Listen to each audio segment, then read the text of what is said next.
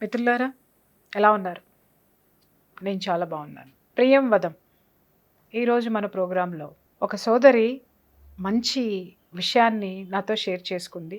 అంటే అది తనకి సమస్య, కానీ నేను చాలామందికి దగ్గర అది కెమెరా ముందు డిస్కస్ చేయడానికి అది చాలా మంచి విషయం. అది ఏంటి అనంటే, పాపం తను నాతో షేర్ చేసుకున్నది ఏంటి అనంటే, మేడం, నాకు ఆడపిల్ల పుట్టింది, నేను ఆడపిల్లని కన్నాను, ఆడపిల్లని పుట్టింది కాబట్టి ఆడపిల్ల అని చెప్పి నా భర్త కనీసం బిడ్డను చూసుకోవడానికి కూడా రాలేదు.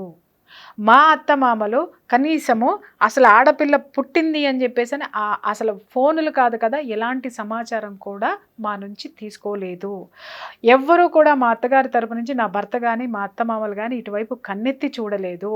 అలాగే మేము కబురు చేయడానికి ఒకవేళ వాళ్ళ కోసం కబురు చేద్దామని, కబురు పంపుదామని మా వాళ్ళు మాట్లాడదామని వెళ్తే ఏకంగా అడ్రస్సే మార్చేశారు.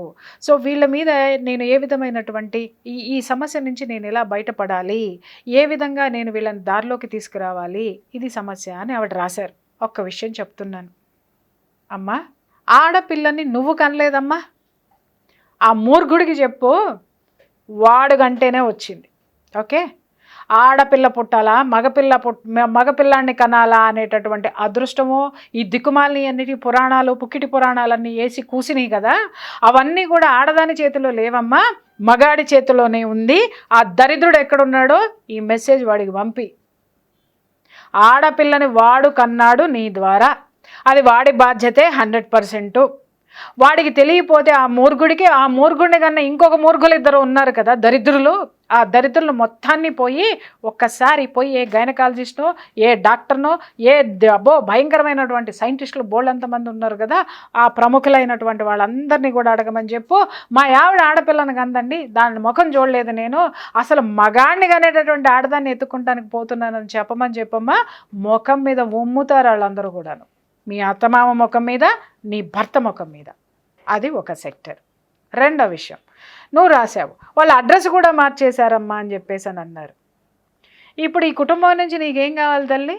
ఆడపిల్ల పుట్టిందని బాధ్యతారాహిత్యంగా తాళి కట్టి మనస వాచ కర్మణ, శారీరకంగా మానసికంగా ఏ బాధలు వచ్చినా, ఆర్థికంగా ఏ పరిస్థితులు వచ్చినా కూడా నిన్ను అస్సలు వదిలిపెట్టనని చెప్పేసి అని వేద మంత్రాల సాక్షిగా అంతమంది ముందు డబ్బులు ఖర్చు పెట్టి మీ వాళ్ళ చేత మీ చేత తాళి కట్టినటువంటి ఆ పరమ మూర్ఖుడు, ఆ మూర్ఖుడిని కన్నటువంటి ఎదవలు, వీళ్ళందరూ కూడా కేవలం ఆడపిల్ల పుట్టింది అని చెప్పేసి అని ఇల్లు ఖాళీ చేసిపోయారు అని అంటే వాళ్ళని మనుషులు లెక్కేసుకోవాలా, లేకపోతే ఇంకేదైనా జాబితాలు ఉన్నాయా? జనాభా లెక్కల్లో వాళ్ళకు ఒక స్పెషల్ కేటగిరీ ఏమన్నా ఉంటే దాంట్లోకి ఎక్కించాలి వీళ్ళని. ఇలాంటి మనుషుల్లో మార్పును కోరుకుంటున్నావా? ఇలాంటి మనుషుల్లో మార్పు వస్తుందా? ఏం చేయాలి? వెనకటికి ఒక సినిమా గుర్తొస్తుందమ్మా నాకు, నువ్వు రాసినటువంటి దాన్ని చూస్తుంటే. ఏం సినిమా అది? సినిమా పేరు మౌన పోరాటం. నా చిన్నప్పుడు వచ్చిందిలే, మీకు అసలు మీరు పుట్టి కూడా ఉండరు అప్పుడు. ఆ సినిమాలో ఏంటంటేనమ్మా, ఒక అడవి జాతి స్త్రీని ఒక ప్రబుద్ధుడు, పట్టణంలో ఉన్నటువంటి ఒక ప్రబుద్ధుడు ప్రేమించి పాపం మోసం చేసి అమ్మాయి ప్రెగ్నెన్సీ చేసి చక్కగా తప్పుకుంటాడు. విని తల్లి, నీకోసమే చెప్తున్నా, ఇలా బేలగ ప్రశ్నలు కింద కామెంట్లు పెట్టేటటువంటి ప్రతి ఒక్క ఆడపిల్లకి చెప్తున్నాను, వినండి. వస్తే వాడు వెళ్ళిపోతాడు. వెళ్ళిపోయిన తర్వాత ఆ వన్ ఫైన్ డే పాప ఆవిడకి తెలుస్తుంది, ఆ అమ్మాయికి తెలుస్తుంది ఏంటంటే తను ప్రెగ్నెంట్ అని. పెళ్ళి కాదు, ప్రెగ్నెంటు. ఆ యొక్క కులం వెలివేస్తుంది, ఆ జాతి మొత్తం ఆ అమ్మాయిని ఒక భయంకరమైనటువంటి తప్పు చేసినటువంటి వ్యక్తిగా చూస్తుంది, ఆ శిక్షిస్తుంది. అప్పుడు ఏంటి అనంటే ఆ అమ్మాయి ఒక సంకల్పాన్ని తీసుకుంటుంది. ఇది నిజంగా జరిగిన స్టోరీ, అది సినిమా కాదమ్మా, నిజంగా జరిగిన స్టోరీనే సినిమాగా వచ్చింది. ఒక అడవి గిరిజన స్త్రీ సాధించినటువంటి ఘనత. ఆ అమ్మాయి చాలామంది మహిళలకు మార్గదర్శకురాలైంది ఆ చర్య వల్ల. పొయ్యి ఆ వెధవ సిటీలో ఎక్కడుంటాడో పట్టుకుని వాడి ఇంటి ముందు మౌన పోరాటం చేసి దగ్గర ఎన్నో నెలలు మౌన పోరాటం చేసిందమ్మ. నానా కష్టాలు నానా హింస భరించినా కానీ ఇంటి ఎదురు నుంచి లేవలేదు. దగ్గర ప్రపంచం మొత్తం వ్యవస్థ సమాజం మొత్తం కదిలి ఆడి ఇంటి ముందుకు వచ్చేదాకా కూడా ఆ మూర్ఖుడు కానీ ఆ యొక్క తల్లిదండ్రులు కానీ చెల్లించరు. చివరికి లోక్ అదాలతే డైరెక్ట్గా ఇంటి ముందుకు వచ్చి అప్పుడు ఆ బిడ్డ అతని బిడ్డేనని చెప్పేసి ఆ కోర్టు తేలుస్తుంది. అప్పుడు అతనికి ఏంటంటే ఇక తప్పదు, కోర్టు చెప్పిన తర్వాత లొంగిపోక తప్పదు కాబట్టి వచ్చి తన తప్పును ఒప్పుకొని అక్కడ తండ్రిగా వాళ్ళిద్దరికీ ఆ కోర్టు పెళ్లి చేస్తుంది. పెళ్లి చేసిన తర్వాత అమ్మ జాగ్రత్తగా విను బంగారం, పెళ్లి చేసిన తర్వాత రా మన ఇంటికి పోదాం అంటాడు పెద్ద మనిషి. అమ్మాయి వెళ్ళదు. అమ్మాయి తిరిగి వాళ్ళ ఆ గిరిజన జాతికి సంబంధించినటువంటి పెద్దలు కుల పెద్దలు జాతికి సంబంధించినటువంటి పెద్దలు ఎవరు ఉంటారో వాళ్ళతోటి ఆ అమ్మాయి తన ఎక్కడి నుంచి వచ్చిందో ఆ తండాకి మళ్ళీ వెనక్కి తిరిగి వెళ్ళిపోతుంది. ఇదేంటమ్మా, పెళ్లి కోసమే కదా, మొగుడు కోసమే కదా ఇన్నాళ్ళు పోరాటం చేశావు, సాధించావు, ఇంత పెద్ద బంగ్లా ఉంది, ఇంత పెద్ద కోటీశ్వరుడు నీ మొగుడు, పోయి కాపురం చేసుకోకుండా ఎక్కడికి పోతున్నావు అని అంటే అమ్మాయి చాలా ఆత్మవిశ్వాసంతో ఒక మాట చెప్తుంది. అయ్యా, లోకం ముందు వీడు నన్ను ఒక భయంకరమైనటువంటి మాట అని నన్ను అవమానించాడు.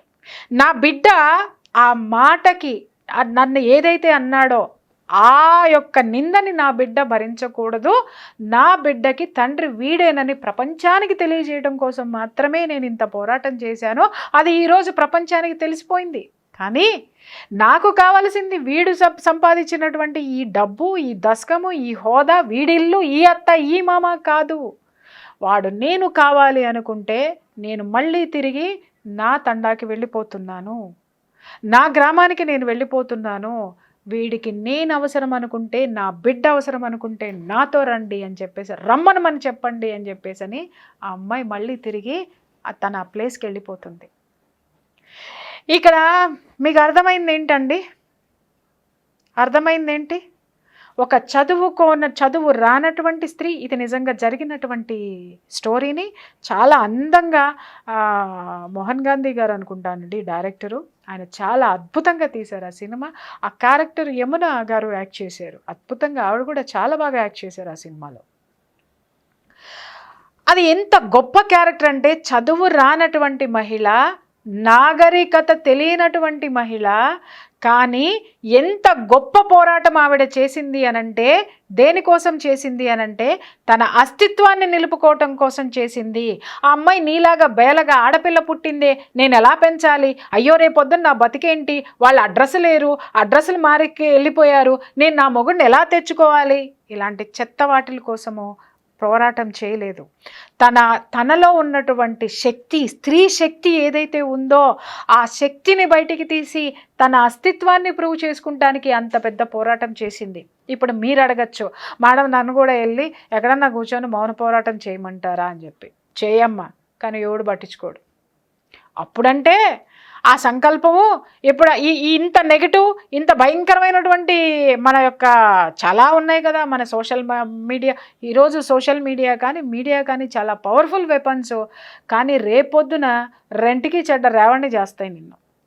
ఓకే, మరి నేనేం చేయాలి మేడం, ఏ పోరాటం చేయాలి అని అంటే, చేయి. ఏ పోరాటం చేస్తావు? ఒంటరి పోరాటం చేయి. ఎలా చేస్తావు? ఒక శకుంతలలాగా పోరాటం చేయి. శకుంతల ఎవరో తెలుసా? తెలియదు, ఎందుకంటే ఈ జనరేషన్కి ఎవడూ తెలియదు కాబట్టి ఇట్టే ఏడుస్తున్నాయి బతుకులన్నీ కూడాను. శకుంతల ఎవరంటే దుష్యంతుడి భార్య. ఈ శకుంతల ఎవరంటే విశ్వామిత్రుడు కూతురు. ఆ విశ్వామిత్రుడు ఎవరు అని నన్ను అడగండి, గూగుల్లో కొట్టుకోండి వస్తాయి. ఓకే, ఈ విశ్వామిత్రుడు ఘోరమైనటువంటి తపస్సు చేస్తుంటే ఆ తపస్సు భగ్నం చేయడానికి ఇంద్రుడు మేనకని పంపిస్తే ఆ మేనకకి విశ్వామిత్రుడికి కలిపి పుట్టినటువంటి కూతురే ఈ శకుంతల. అయిపోయిందా? ఆ తర్వాత విశ్వామిత్రుడు చేతులు దులిపేసుకున్నాడు. ఆ మేనక నాకెందుకు వచ్చింది, ఆయన బాబా బట్టి నేను వచ్చినాను, నా పని అయిపోయింది, నా డ్యూటీ అయిపోయింది అని ఆవిడ వెళ్ళిపోతే కణ్వ మహర్షి పెంచి పెద్ద చేస్తాడు. పెంచి పెద్ద చేసిన తర్వాత ఎదుగో ఈ మన మహాపురుష పొంగవులు చాలామంది చరిత్రలో ఉన్నారు కదమ్మా. దుష్యంతుడు అనేటటువంటి ఒక మహారాజు ఆ యొక్క వనవిహారానికి వచ్చి, వేటకు వచ్చి, అడవిలో ఉన్నటువంటి ఈ యొక్క కణ్వ మహర్షి ఆశ్రమానికి వచ్చి ఈమెని అత్యంత అద్భుత సౌందర్య రాశి ఆమె చూసి మనసు పారేసుకుంటాడు. పారేసుకున్న తర్వాత మామూలే కదా, మనకు బాగా తెలిసిందే. ఆ రోజు మహారాజు దగ్గర నుంచి ఈ రోజు మగాడి వరకు అవే స్టోరీలు. ఆడపిల్ల కనపడంగానే చాలా అందంగా ఉన్నామని భజన, ఆ తర్వాత ఆయింట్మెంట్లు, ఆ తర్వాత పర్ఫ్యూమ్లు బోళ్ళని చూపించేస్తూ ఉంటారు కదా, స్వర్గాలు చూపించేసినాడు.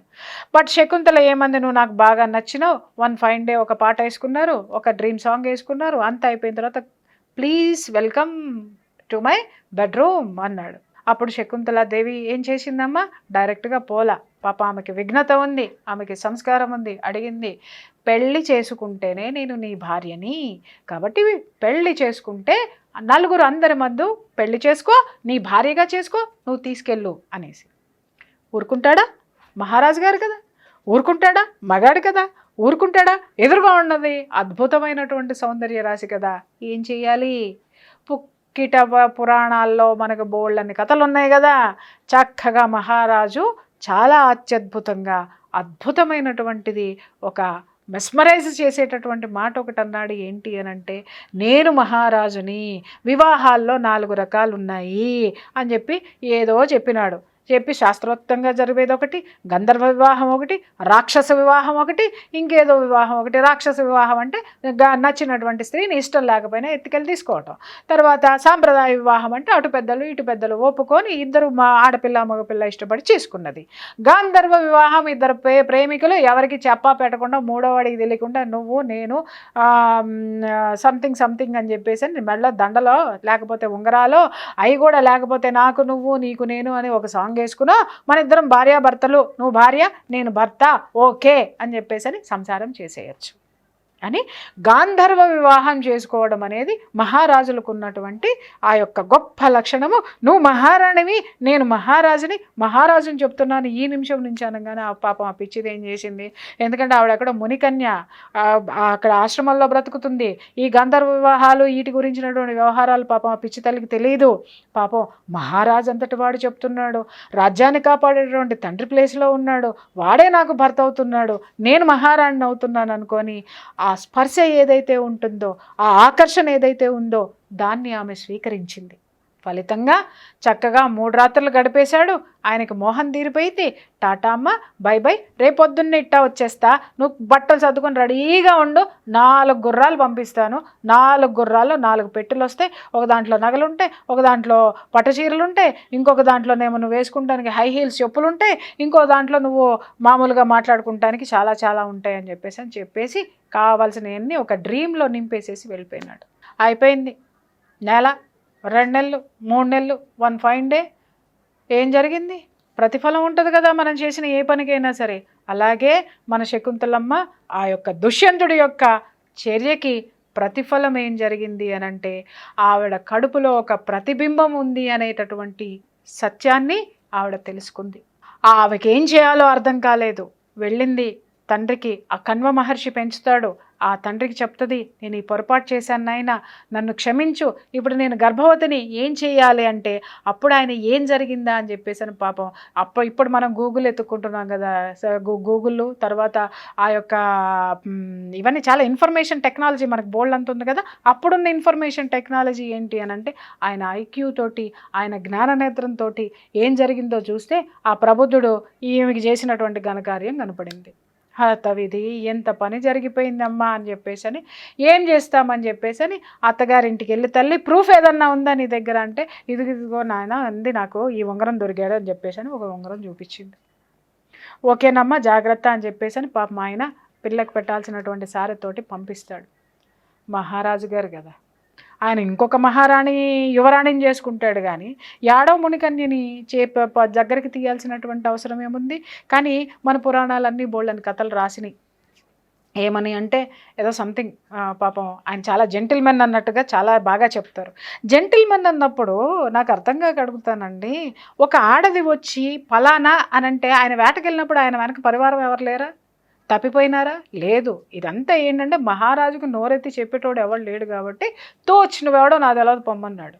అమ్మా, అప్పుడు శకుంతల చాలా బాధపడింది, చాలా అవమానపడింది, చాలా ఆలోచించింది, చాలా తిరస్కరణకి గురైంది. మీలాగా బేలగా ఏం చెయ్యాలి అని ఎవరిని అడగల. ఏం చెయ్యాలి అని తనలో తనే ఒక ప్రశ్న వేసుకుంది. ఏం చెయ్యాలో ఆమెకు అర్థమైంది. ఓహో మహారాజా, నేనెవరో నీకు తెలీదా? కానీ ఒకటి మాత్రం మర్చిపోయినావే, నీ అంశ ఏదైతే ఉందో నాలో ఉంది, ఆ అంశే నీకు సమాధానం చెప్తుంది. ఆ నీ ప్రతిబింబం ఉంది ఇక్కడ, నువ్వు ఎలా ఉంటావో నీ ప్రతిబింబాన్ని కూడా నేను తీసుకొచ్చి నీకు చూపిస్తానని చెప్పేసి ఆవిడ వెళ్ళిపోయింది అక్కడి నుంచి. వెళ్ళి ఎంత గొప్పగా ఆ బిడ్డని కని, అక్కడ పుట్టింటికి వెళ్ళదు ఆవిడ, ఇక్కడ మహారాజు చీ అన్నాడు.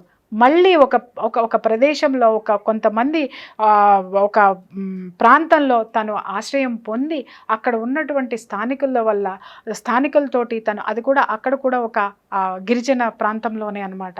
ఆవిడ ఆ కొడుకుని తీర్చిదిద్దిందండి.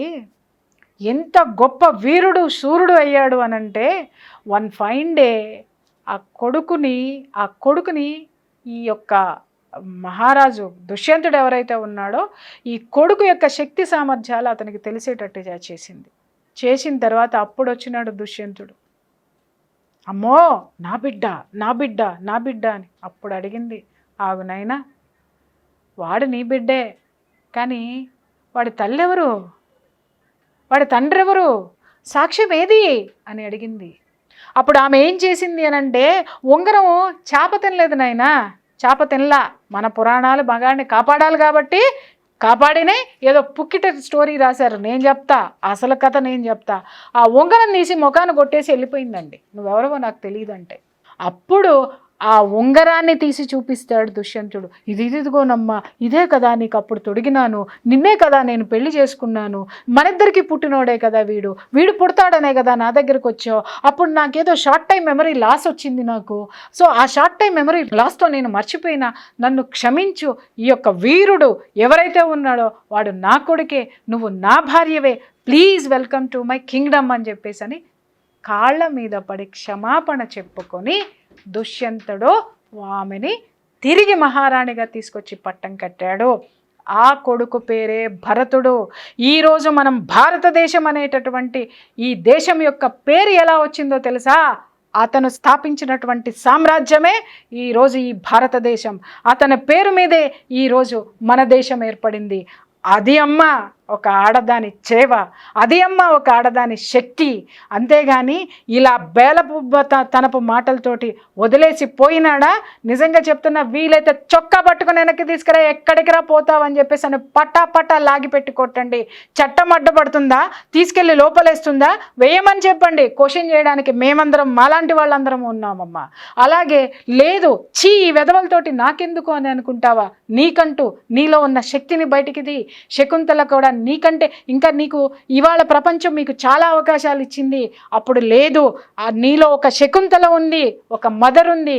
నీ బిడ్డను ప్రయోజకురాలని చేసి ఏ ఆడపిల్ల అని చెప్పేసి అని చీకొట్టి వాళ్ళు వెళ్ళిపోయారో, ఇదే ఆడపిల్లని రేపొద్దున తొక్కి అవతల పడేసే శక్తిగా నువ్వు తయారు చెయ్యి. నా దిశగా ఎప్పుడైతే ఆత్మవిశ్వాసంతో నువ్వు ఆలోచిస్తావో, నీ పరిస్థితులన్నీ కూడా పాజిటివ్గా ఆలోచించి నీ చేతికి వస్తాయి. చట్టం ఉంది తల్లి నీకో, తీసుకెళ్ళి పోలీస్ కంప్లైంట్ పెట్టో, డెఫినెట్గా వాళ్ళని తీసుకొని వస్తారు. వాళ్ళకి బుద్ధి వచ్చిందా, హ్యాపీగా కాపురం చేయి. బుద్ధి రాలేదా, వాళ్ళను పట్టుకుని వాళ్ళ వెంట పెడుతూ నువ్వు డిప్రెషన్లోకి వెళ్తూ నీ బిడ్డను నిర్లక్ష్యం చేయటం కంటే కూడా నువ్వు ఒక శక్తిగా తయారు కా. ఆ శక్తి మరొక శక్తిని తయారు చేసేటటువంటి పరిస్థితులన్నీ నీ చుట్టూ ఏర్పడతాయి. సో తల్లి ఏది కూడా మనకి ఏదైనా సమస్య వస్తే సొల్యూషన్ ఏంటి అనేది ఈరోజు నువ్వు నా దగ్గరకు వచ్చావు, రేపొద్దున నువ్వు పోరాటం మొదలు పెట్టావంటే ఇలాంటి 100 మందికి నువ్వే సమాధానం చెప్పి మార్గదర్శనం చూపించేటటువంటి శక్తి నీలో ఉంది. Go ahead. All the best తల్లి. Thank you.